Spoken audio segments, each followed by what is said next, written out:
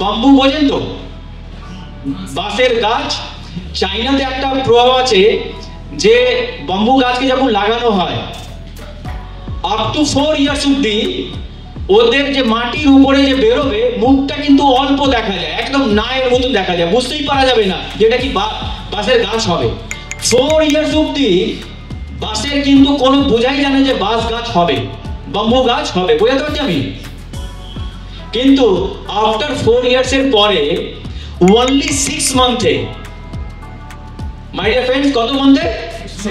only 6 মান্থে O 30 to 35 fit লম্বা হয়ে যায়, আর 2.5 মাসের মধ্যে আরো তার থেকে বেশি লম্বা হয়ে যায়।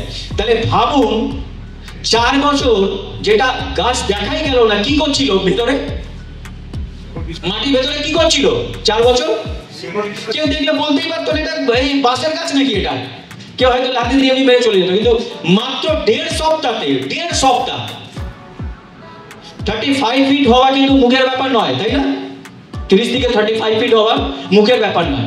তার মানে কি 4 বছর কি করলো, ভেতরে প্রিপারেশন করলো, নিজেকে স্ট্রং করলো, নিজের রুট গুলোকে যেখানে যেখানে যাওয়ার দরকার সেগুলোকে সব স্ট্রং করলো। স্ট্রং করার পরে যে 1.5 সপ্তাহ যেটা আপনারা দেখলেন যে 1.5 সপ্তাহ অত বড় গাছ হয়ে গেছে, এটা হচ্ছে 1.5 সপ্তাহের পরিণাম নয়, 1.5 সপ্তাহ রেজাল্ট নয়, 4 বছরের রেজাল্ট গাছেরটা, মানে কি পারেন আপনারা? তাহলে সেই জায়গায় মাই ডিয়ার ফ্রেন্ডস, প্রোক্রিয়েটিভ 4 বছর 4 মাসে যেটা করেছে বাঁশের গাছের মতন জমিনের ভেতরে কাজটা করেছে এখন অব্দি।